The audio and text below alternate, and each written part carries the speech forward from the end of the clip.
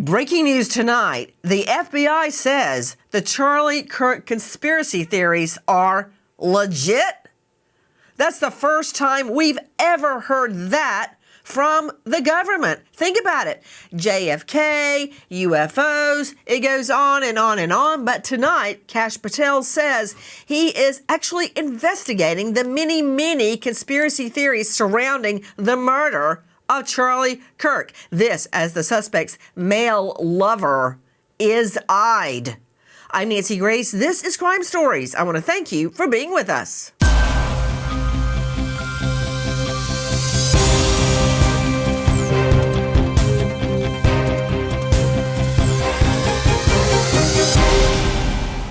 Less than 2 weeks ago, our country was robbed of one of the brightest lights of our times. My husband, Charlie, he wanted to save young men, just like the one who took his life. Kirk's wife, Erica, wowing the crowd and sending a message like no other. This as Kash Patel, the director of the FBI, is literally chasing down conspiracy theories. Listen. FBI Director Patel now investigating conspiracy theories about Charlie Kirk's murder. Patel was able to dismiss a theory a pilot was involved because they turned off their transponder moments after the shooting, but says others could be credible. They include theories about accomplices, authenticity of the text conversation between Robinson and his roommate, the bullet's trajectory, and even why Kirk, who normally wears black, was clad in white that day. You know, I've never heard the government even acknowledge conspiracy theories, much less state that they will be investigated. With me, an all-star panel to make sense of what we are learning tonight in the Charlie Kirk shooting. Straight out to Victoria Churchill joining us from Washington, U.S. political reporter, dailymail.com. Victoria, what is Patel saying? I think Director Patel is saying that he wants to explore everything and anything connected to this, but this should come as no surprise because Patel considered Kirk a close friend, an ally in the MAGA movement and the greater conservative movement. But I also do want to point out that Director Patel and the FBI as a whole maybe have not necessarily been at the forefront of this investigation, despite what they have said, because of course, Robinson was turned in by his own father. Hold on, little lady. Whoa. They had the suspect in custody within 33 hours. Take a look at your crime stats. That rarely happens. So, you know, a lot was made, Victoria Churchill, of the arrest of two individuals, one claiming, I did it. Of course, they arrested him. He was cleared. Then another.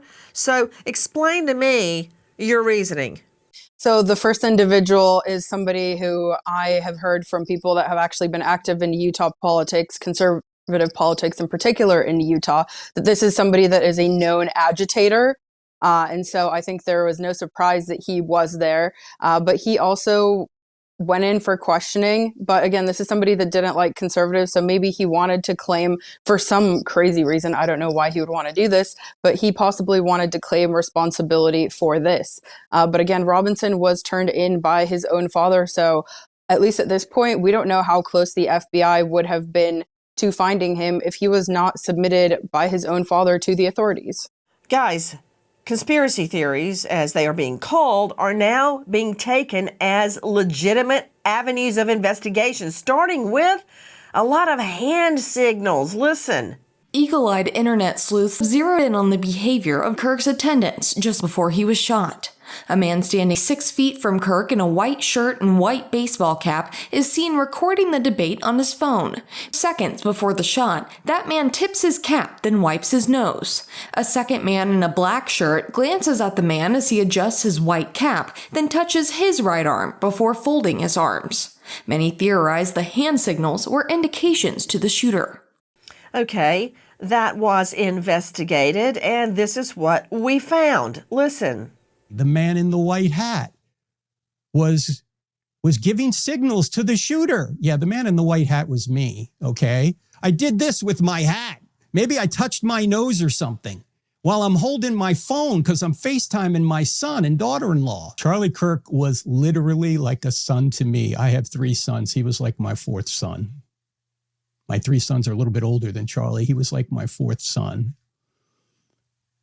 So when he was hit, if your son got hit, what would you do? What would you do? Charlie wasn't there. His eyes were fixed. He wasn't looking at me. He was looking past me right into eternity. He was with Jesus already. That is from our friends over at Cross Examined, the podcast. And speaking is Frank Turek. Let's see that video again. He is the guy wearing the hat who is making hand signals just before Kirk is murdered. Just before. And you see the other guy in the blue, navy, or black t-shirt, he's making movements as well. So, straight out to Franz Borghardt joining us, founder of Borghardt Law Firm, former prosecutor, professor at Louisiana State University. Franz, thank you for being with us. You know what? So one theory shot down pretty quickly, and that bodes ill for the others, but they've got to be investigated. Have you ever had a crazy theory pop up in the middle of a trial or during trial prep? For instance, like a false confession. You have to chase it down. So as a defense attorney, I love crazy theories, Nancy, because it creates chaos and it gives me something to work with, especially in cases where it's an open and shut like this one. We know who shot Kurt. We know we got the right guy, right? And we can claim that these individuals behind him are making hand gestures, doing the Macarena, whatever. But conspiracy doesn't change the facts. And yeah, you're absolutely right. They have to vet it. They have to investigate it. I just don't like the head of the FBI making tweets about it because, again, it's giving fuel put him up. to the absurd. Okay, wait, let me understand this. Franz Borghardt doesn't like the director of the FBI's tweets. Oh, okay, you and about half the nation. Do you think he cares that Franz Borghardt or anybody doesn't like his tweets? What's wrong with his tweets? He's just putting it out there. We're used to so much secrecy within the government. So what's your problem? He can tweet all he wants. The problem is, does he have an active knowledge of the investigation? And if he doesn't, his tweets create defenses. So as someone in the criminal justice system, I only want people making informational exchanges that have active fingers on the pulse of the investigation. And heaven forbid, he's just making a tweet about conspiracies and he doesn't really have it. And look, the head of agencies don't always have their fingers on the pulse. Franz, we don't know what he knows or doesn't know, okay? He may know. I'm willing to guess he knows more about the Kirk investigation than we do.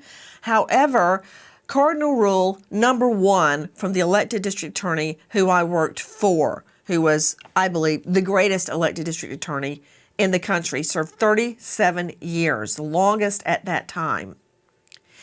Don't speak to the press. It's not that the press are a multi-headed hydra. It's that you commit yourself to a theory, you put it out there, and that could change. You only hurt your case. So, from me and you to Patel, shut your pie hole right now.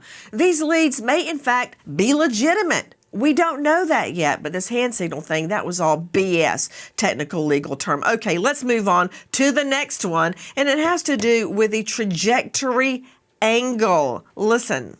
Online sleuths are also hung up on the bullet's trajectory since clear video of the shooting is still widely available online. Many believe Kirk was wearing a bulletproof vest, and the bullet fractured against the vest, sending a fragment into his neck. Others believe the shot ricocheted off the Turning Point banner behind him, and what was caught on camera was the bullet exiting from the front of his neck. In an emotional tribute at his memorial, Erica Kirk said doctors told her, if Charlie had been shot in an operating room, it wouldn't have made a difference, claiming Kirk was gone instantaneously. Hi guys, Nancy Grace here. The Fed has finally dropped interest rates, and that's great news for American homeowners. Wages are flat, prices keep climbing, and for many people, the only way to make ends meet is to use credit cards. If you are a homeowner, please call American Financing. Interest rates have dropped. Many homeowners are seeing options in the low fives. Compare that to credit cards charging rates in the 20s or higher. You're racking up debt on interest alone. American Financing's salary-based mortgage consultants save customers an average of $800 a month. If you get started now, you may even be able to delay your next mortgage payment altogether. Take control of your finances. Don't drown in debt. Call American Financing today, 866-888-0344, 866-888-0344, or just go online to americanfinancing.net/Nancy, and good luck. Now, can we talk about this? Kirk wearing a bulletproof vest. There's no evidence of that at all. But regarding the exit wound, we stated at the get-go, too. Joe Scott Morgan joining us, professor of forensics, Jacksonville State University, author of Blood Beneath My Feet on Amazon, star of a hit podcast series, Body Bags with Joe Scott Morgan. For my purposes, a death investigator with over 1,000 death scenes under his belt. All sorts: accidental, natural causes, undetermined, suicide, and, of course, homicide. Joe Scott, day one, we knew or had surmised there was no exit wound. There's no conspiracy to that. No, there's not. And if that is the idea here, just follow my logic. You're going to have to get the surgeon who attended him at the emergency room, at the hospital where he was evacuated to, and you're also going to have to get the state medical examiner's office, the forensic pathologist that was involved in this case, to get on board also relative to all of this. What we're hearing right now is that this is a single gunshot wound to the neck, and that the round was actually found beneath the skin. I don't know why this is such a mystery. I don't know why people say that this is an empirical impossibility. Nancy, I've handled a lot of gunshot wounds involving high velocity rounds where the bullet does not completely exit the body. It just doesn't happen every single time. So everybody out there, Well, hold on, who's Joe Scott. grandpappy, I would say the majority of homicide cases I have investigated or prosecuted have at least one bullet still in the body. So I don't understand the uproar about the fact that his bullet lodged in his neck. First of all, how could it have lodged in the neck? For me, it's SOP, standard operating procedure, that at least one bullet stays in the body. And I'm glad. I mean, if you can make a silver lining out of a murder, I'm glad the bullet was retrieved from the body, because the next thing we would know would be a conspiracy theory that that's not the real bullet you found on the ground. That's not it. Yeah, that was placed there. Even if it's fragmented, if you have the base of the round, you can take that base of the round and do the testing based upon the rifle that they did in fact recover. And look, if it doesn't match up, fine and good. Go look for another rifle out there. But if the rifling on this round that was recovered at autopsy, which would have been at the Utah State Medical Examiner's office, which, let me reinforce again, is a fine organization and are now being accused by people online as being part of a grander conspiracy. If that round was recovered at autopsy, it'll be compared ballistically. It'll be compared either at the state crime lab in Utah, or it'll be compared at Quantico with the FBI's resources that they have there. We still don't even have an autopsy report yet. Let me tell you another bit of reporting that'll come out. Also, there will be surgical notes. So if people have questions about this random surgeon that was on duty, he will write up a report based upon what he saw in his examination of Charlie Kirk at that moment, immediately after this had happened. He will talk about this in great detail. Those records will be with the state medical examiner. They would have reviewed them. They will give their own opinion about this. And I can tell you there was more than one forensic pathologist in that room while his examination would have been done. There would have been multiple eyes on this case.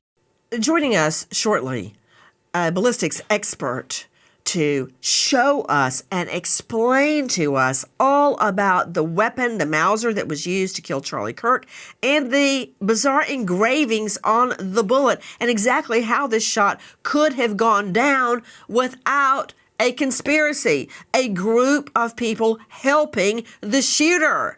Is it rational? Don't know. We'll hear from Koa Lorimore in just one moment. But first to Dr. Bethany Marshall, renowned psychoanalyst joining us out of the Beverly Hills jurisdiction, author of Dealbreaker. You can see her now on Peacock. And you can find her at drbethanymarshall.com. Dr. Bethany, here's the deal. Yes, some of these theories are falling through. I'm curious, why can't they just accept the truth? Why does there have to be a conspiracy? You know, when Joe Scott and I went to the scene in Texas where JFK was shot, and I examined it for myself, and I reviewed the video, I'd always thought that's just a bunch of hogwash conspiracy. But when I saw JFK's head go forward from a shot, then backwards from another shot, I will tell you, it stopped me in my tracks. Also, can we think about Gabby Petito for one moment? If it had not been for an online sleuth, Red, Blue, and Methane, I believe was their name, who had been following Gabby's disappearance online, and they saw her white Ford Transit parked in dispersed camping, which is in the middle of nowhere, not a porta potty, not a water hookup, no lights, nothing, out there with the coyotes and the critters.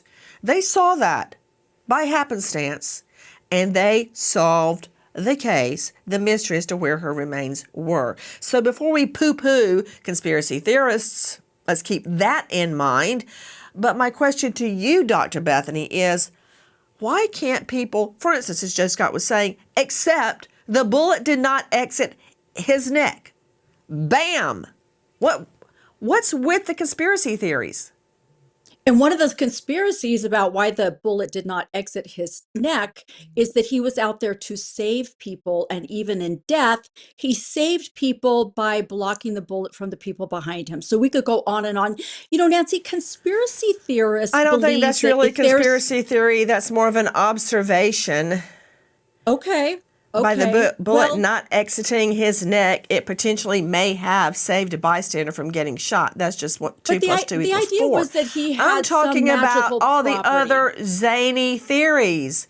Like Zany, yes. a plane was supposed to take off with the killer. There's a whole group of theory of supporters helping the shooter. I mean, the theories are really spinning out, and Patel has to track down every one. So explain to me the mindset of a conspiracy theorist. Next, you're going to be telling me that's not his body in the coffin.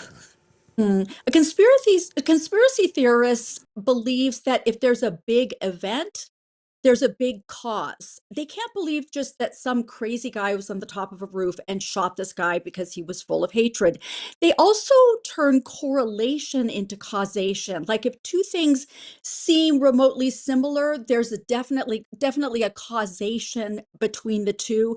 They take random events and they try to form a pattern out of them, even if there's no pattern at all. The only pattern I see here, Nancy, is somebody who was very hateful, who wanted to take out Charlie Kirk. That is the only pattern. We have patterns in forensic science, in psychology. Hey, Bethany, I'm Yes. listening to what you're saying, but I want you to look at your monitor because this is a perfect example. It looks totally weird, right? Look at that. He looks like a baseball umpire. The one in the black, the dark shirt as well. And, you know, I get where they're coming from. It was totally unconnected to the shooting, but taking one or two facts and cobbling them together and coming up with a Right. theory. Why do people do that? Is it their need for the truth? There's a need to feel that our universe is reliable, that the patterns of this earth are reliable, and there's an explanation for everything. But they find the explanation in linking things together that are they're unlinkable. You can't link somebody with a nervous tick. This guy with the arms on his shirt, he You're just looks like he has reminding a me, nervous tick, dare I Nancy. say it, of a very, very old piece of poetry by Thomas Hardy, as I recall. It's called HAP, H-A-P, which is short for happenstance, where Hardy opines, I'd rather there be some evil minion God, small g, that wishes ill on me, that's making me suffer, as opposed to thinking this is all just by happenstance. Just happened. I think our minds want to make sense of something that just happened because it doesn't fit in the order of our lives. But Nancy, this is a part of our survival mechanism. If we did not know where a predator was, we would be more likely to be killed or eaten. But if we knew where the predator was, then we could save ourselves. Like say our ancestors, if they're running through the forest, they're running from a bear, but they don't know where the bear is hiding. There's a greater likelihood that they will be killed. So now in our modern day society, in the face of the unknown, we have much greater anxiety. I'm thinking about patients, people who get ghosted or canceled, or somebody doesn't return the call. That is much scarier for them than if like a new date just called and said, "Hey, I'm not that into you."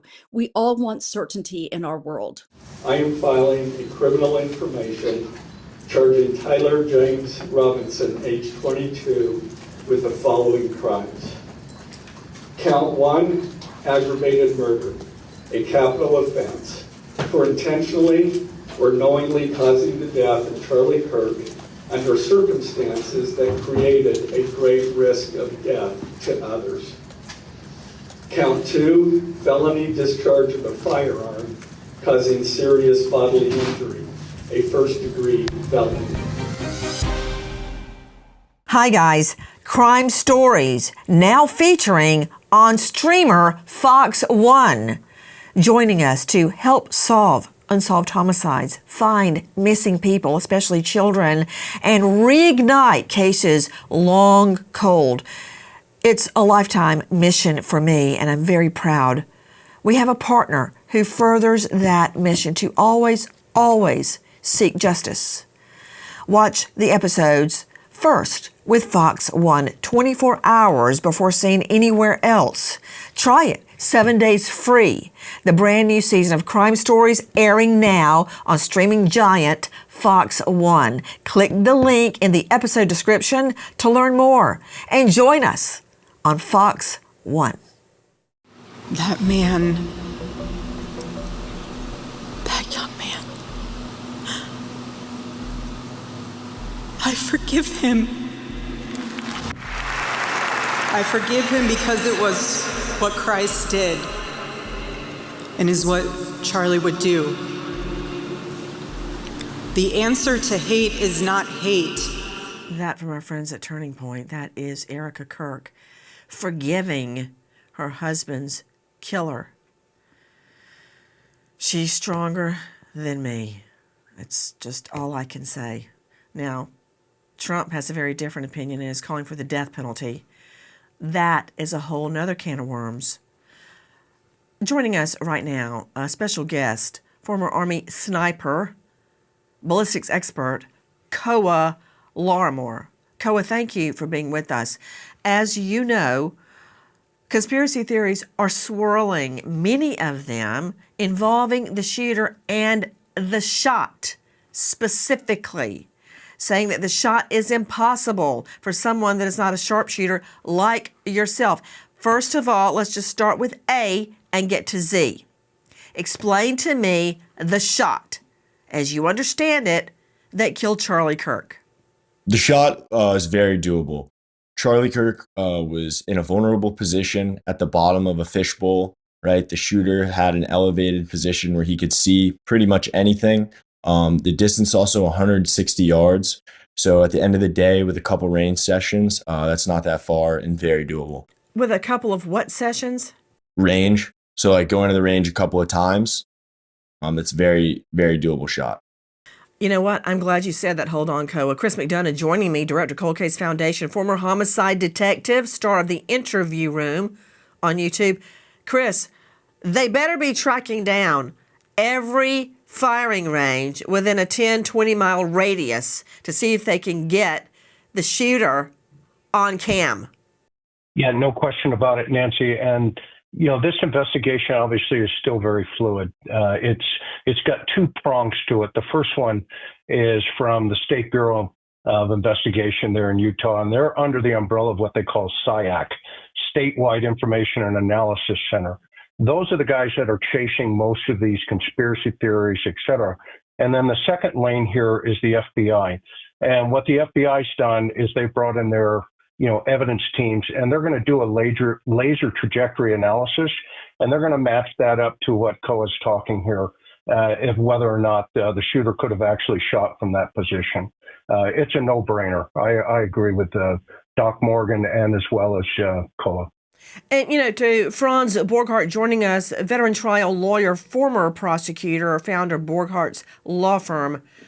Franz, you're right in that every one of these conspiracies that are being spun out is fodder for the defense, okay? All these claims that the shot was impossible, that the perp in custody couldn't have done it, that's just more fuel for the flame, and some good defense attorney is going to make hay with that.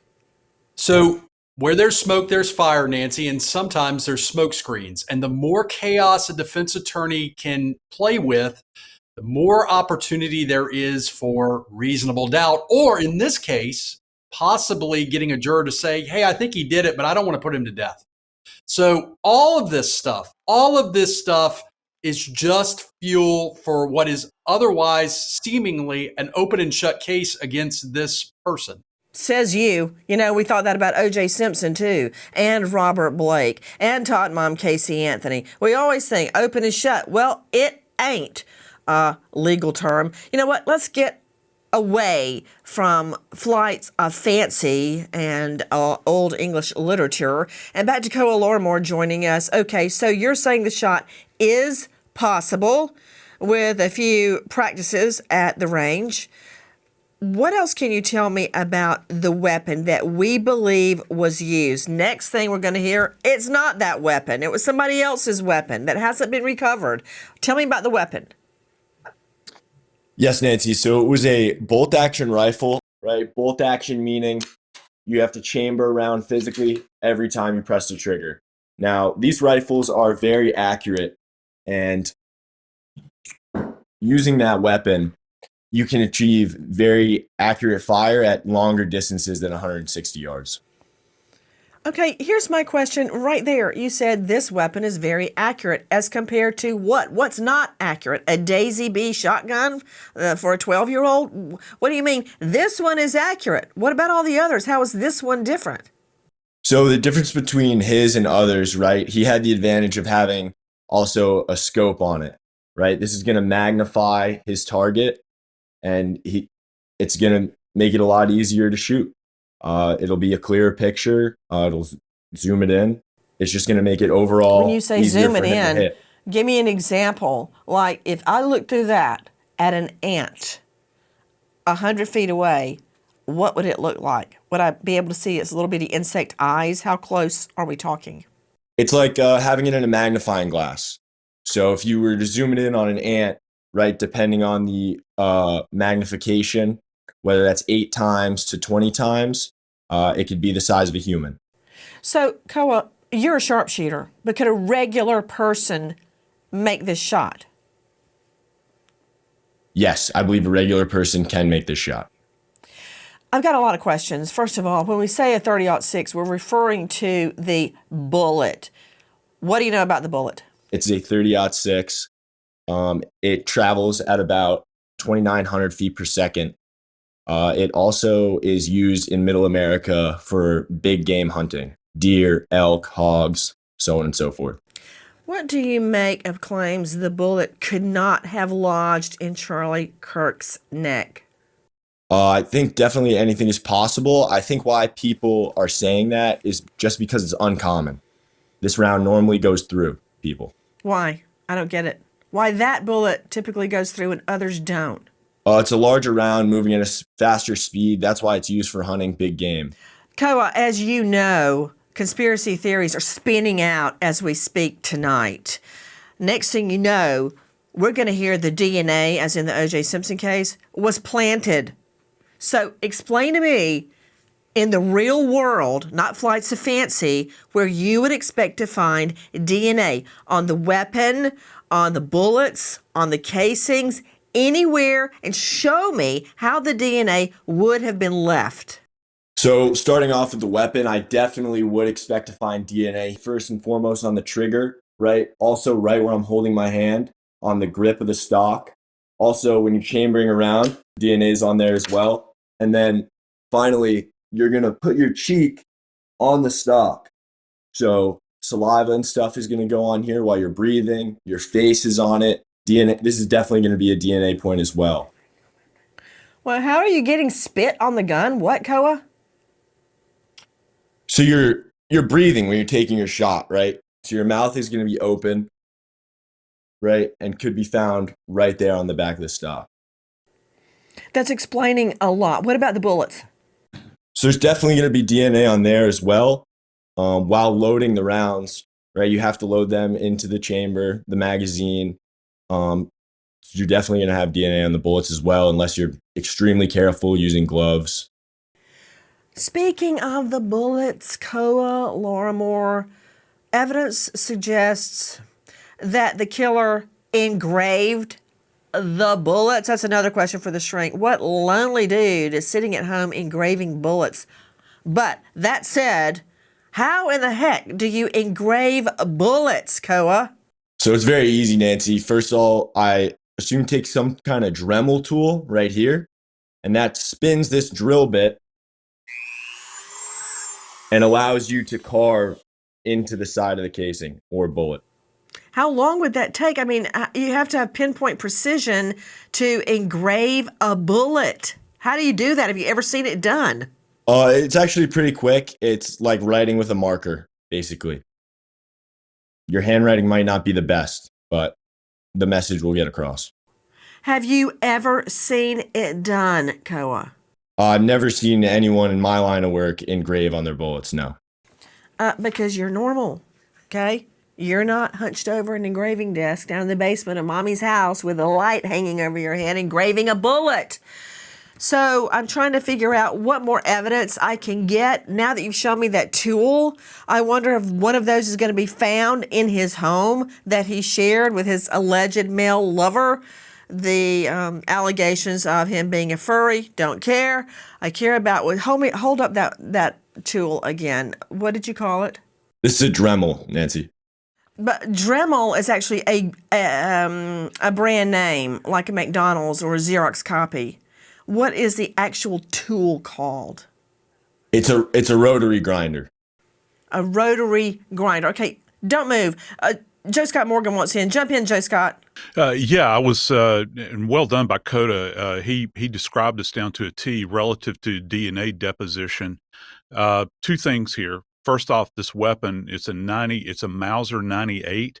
That means it has an internal mag, which means it's not external, where you see external magazines. So the perpetrator would have had to have loaded this internally, where you're pushing the rounds down. Point of contact would probably be the thumb over and over and over again until he gets the internal magazine topped off. Now, back to the Dremel tool. What's going to come into play here, Nancy, is they're going to reach out probably to their question document section, I would imagine, within the FBI.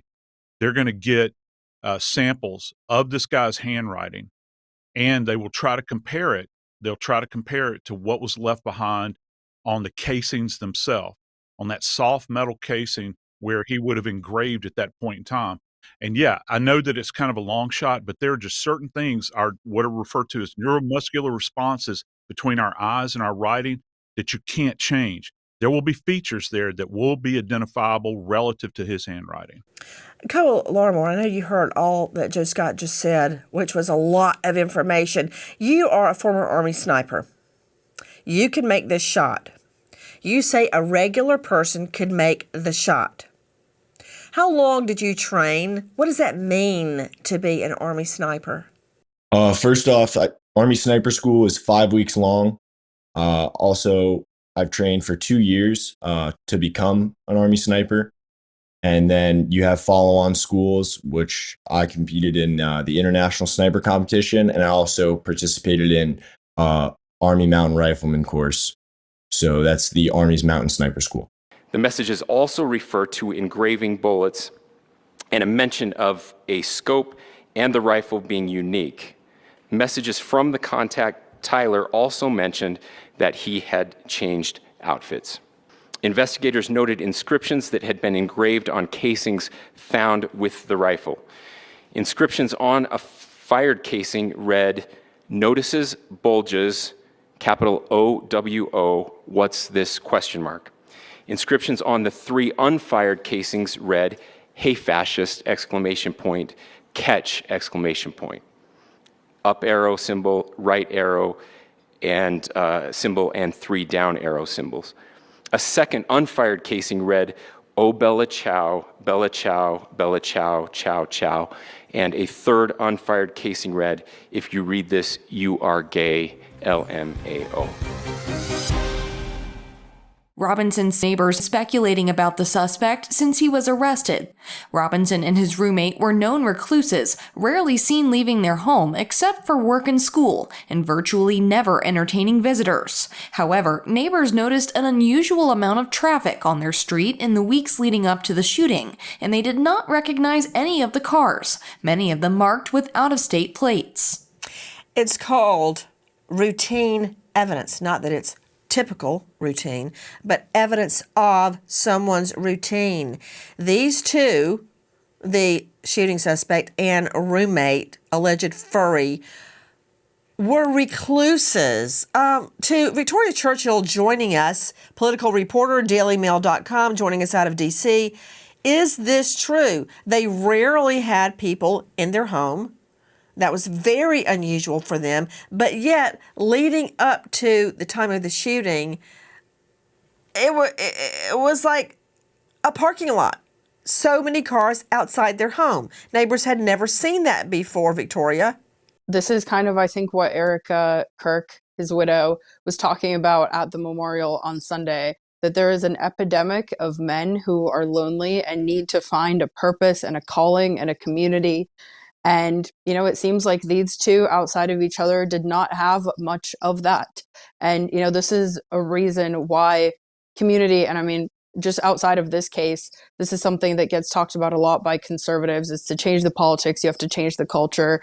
And in our culture, there's a lot of a lack of, you know, so-called third spaces where people aren't at home, aren't at work, or aren't at school and aren't at home. Community gathering and finding like-minded individuals, I think, is something that plagues, you know, Generation Z, Generation Alpha, even some millennials, particularly men, who may not necessarily be more social. I think women tend to be a little bit more social. And so, you know, it's not surprising that these two, and particularly Robinson, who is, you know, at least right now, the shooter in this case, that he did not have a community, did not have a group of support to make sure and have. What did you mean by that? At of, least right now is the shooter. Do you think somebody else is the shooter?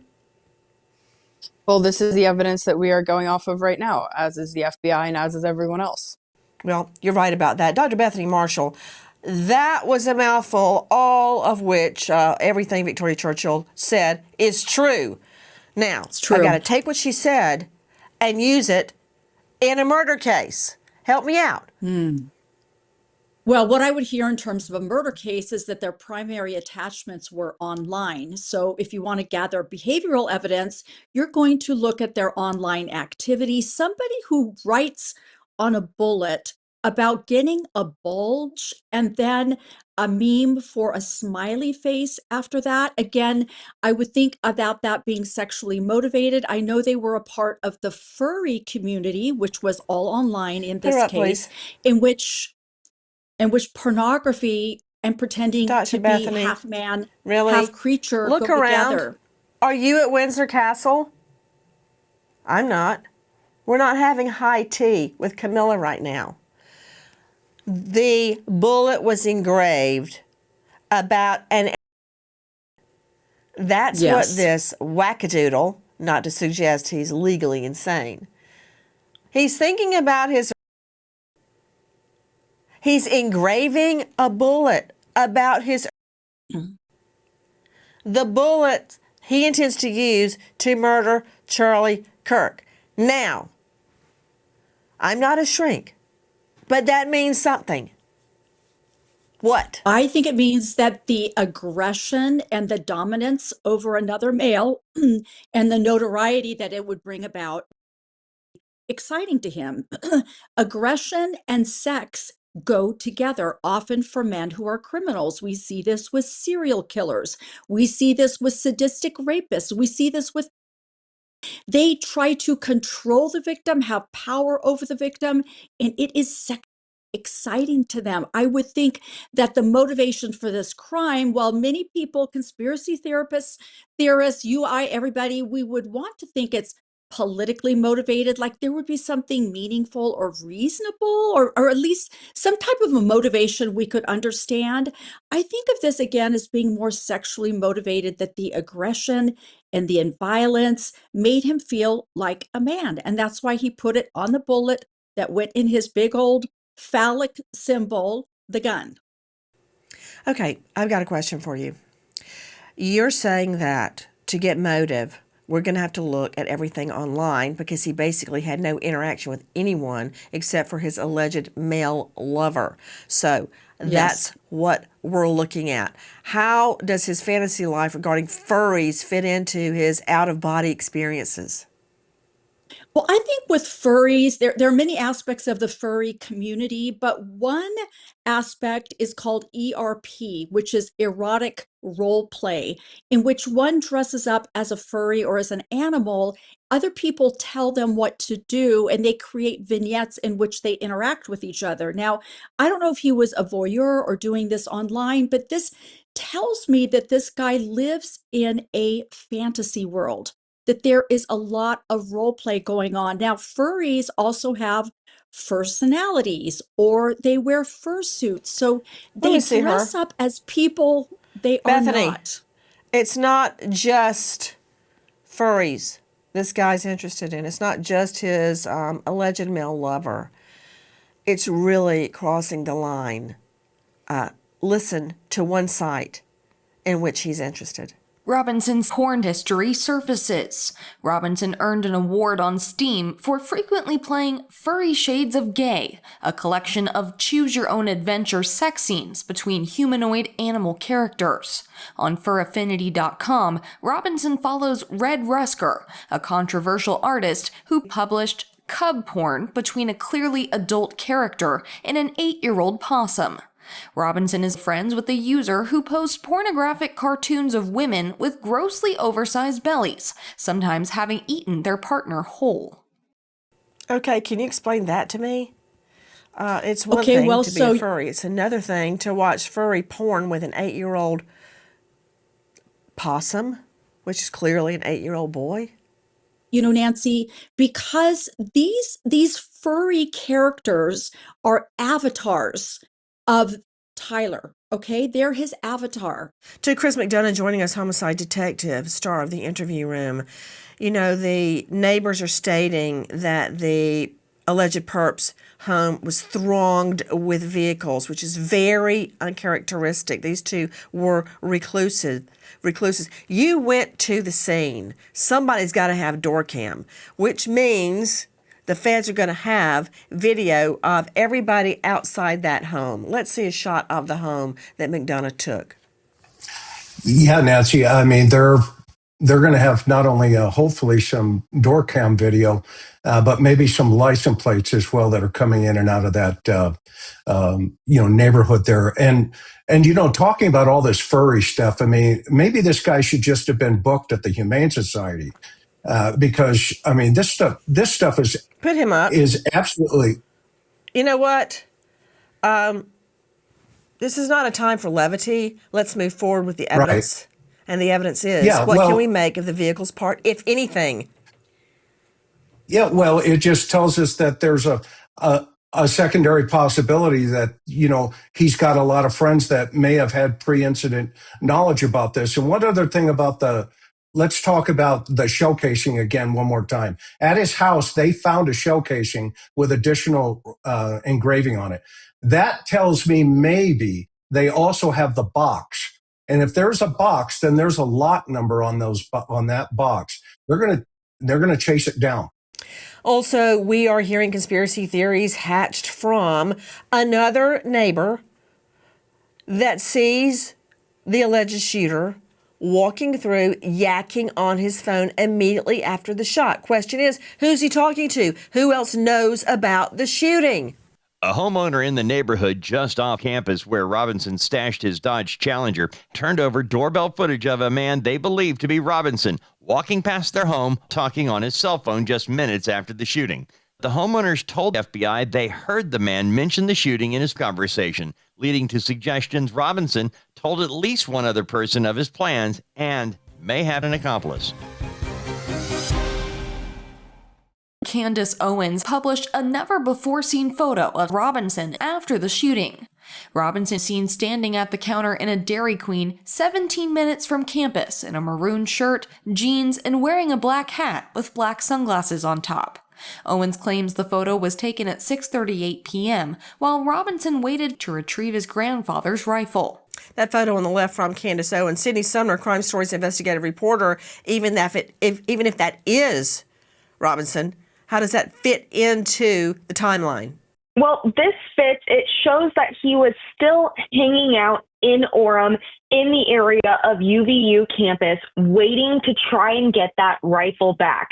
We see that in that text conversation between Robinson and Lance Twiggs discussing, I'm trying to leave. I wanted to be out of here by now, and to get that gun back, not only to prevent him from getting caught, but because that was a family heirloom, and he was worried he would be caught if he didn't have that rifle on him, which is exactly what his father caught him on later. Send me a picture of your grandfather's rifle. And Robinson couldn't because he didn't have it with him. More from Candace Owens. Listen. I feel this kid, for some reason, some unknown reason, is being protected. And I'm not the only one. His family feels that way, okay? His family thinks it's odd. They don't buy the story, okay? Lance's family is telling me that they are not buying the current story and that they feel that more people are involved. They think it's odd that the feds moved on from him so quickly and that the feds were being dishonest, and they felt about everything when they first came out with information. That from Candace Owens. Have the feds moved on from him? To Franz Borghardt joining us, veteran trial lawyer. Franz, I'm not sure that they've moved on from the roommate. Just because he's not in custody does not mean they've dropped his investigation. I agree. I don't think they've moved on from anybody. And just because there hasn't been an arrest yet doesn't mean there won't be an arrest. The feds are very thorough. They do a great job with their investigations. And look, oftentimes the feds will take their time with co-conspirators. Sometimes co-conspirators cooperate against principal actors. So I agree, Nancy. I don't think we should assume anybody has moved on from anything with regard to this investigation. If you know or think you know anything about the Kirk shooting, you may think it's insignificant, but it may not be. Please dial 801-579-1400. Repeat, 801-579-1400, or go online to tips.fbi.gov. And now, we remember an American hero, Sergeant Ryan Hudson, Paducah PD, killed in the line of duty after 10 years in LE, leaving behind his grieving wife, Whitney, and 2 daughters, Ayanna and Layla. American hero, Sergeant Ryan Hudson. Thank you to our guests, but especially to you for being with us. Nancy Grace, signing off. I'll see you tomorrow night, and until then, good night, friend.